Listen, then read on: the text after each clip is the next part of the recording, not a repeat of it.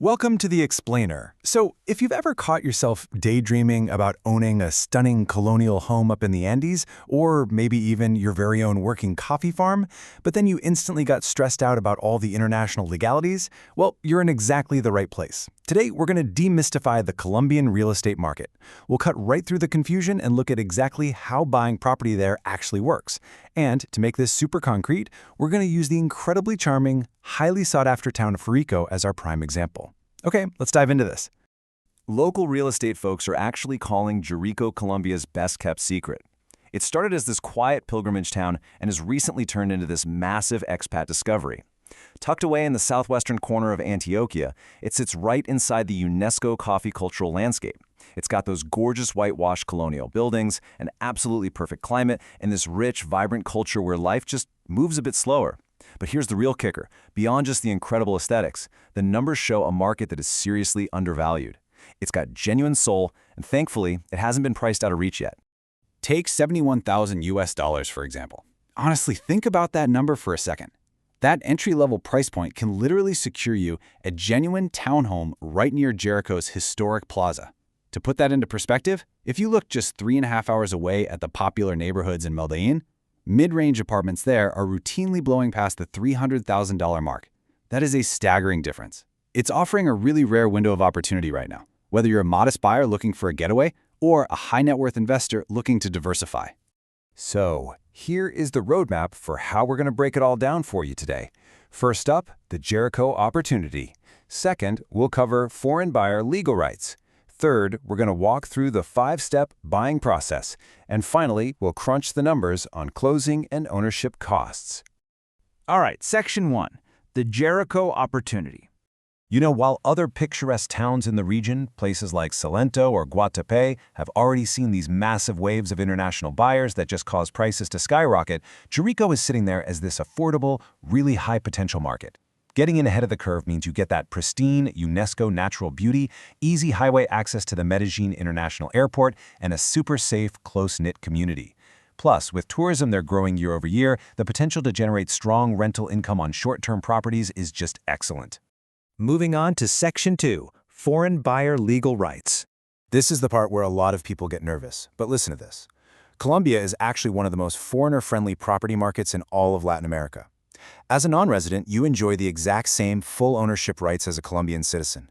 Literally, they are identical. There's zero restriction on how many properties you can buy or what type.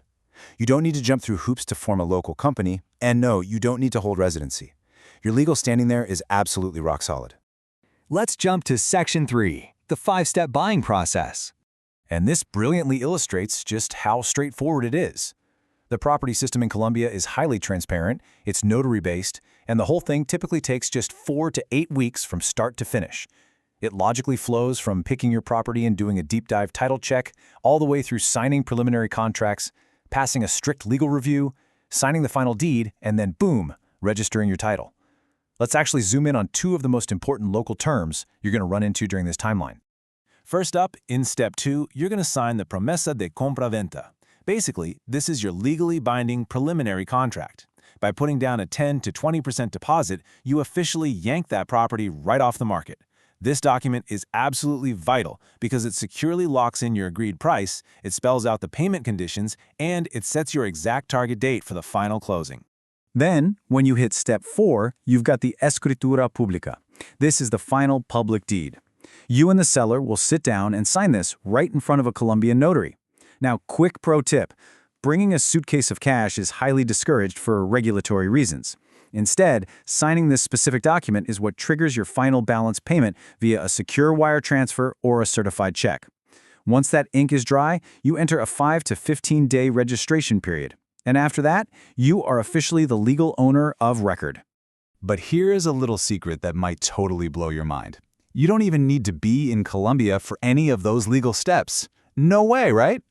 Well, by setting up a notarized power of attorney, which they call a poder locally, your lawyer or real estate team can legally represent you and sign at the notary completely on your behalf. So theoretically, you could buy a gorgeous coffee farm while lounging in your living room in your pajamas, and then just fly down when it's time to pick up the keys.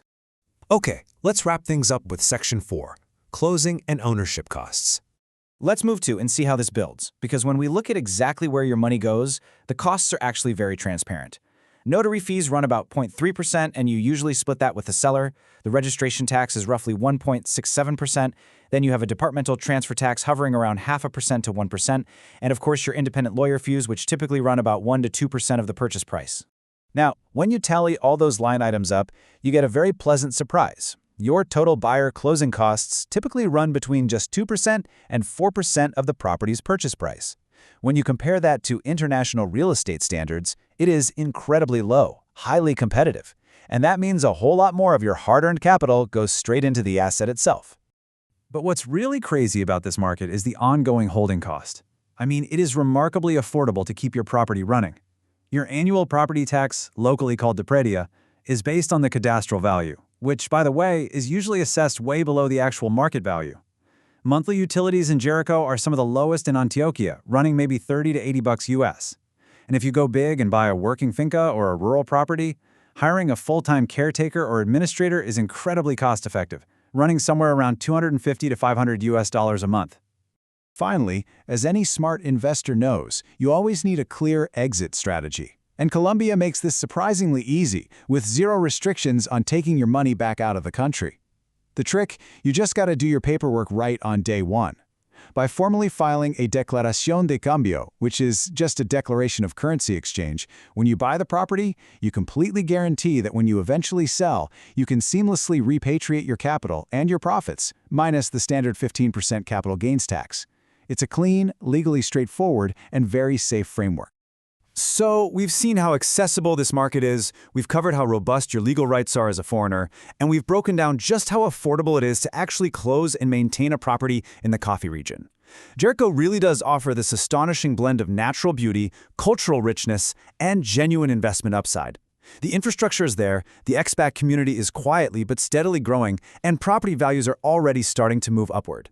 So the big question you have to ask yourself right now is this.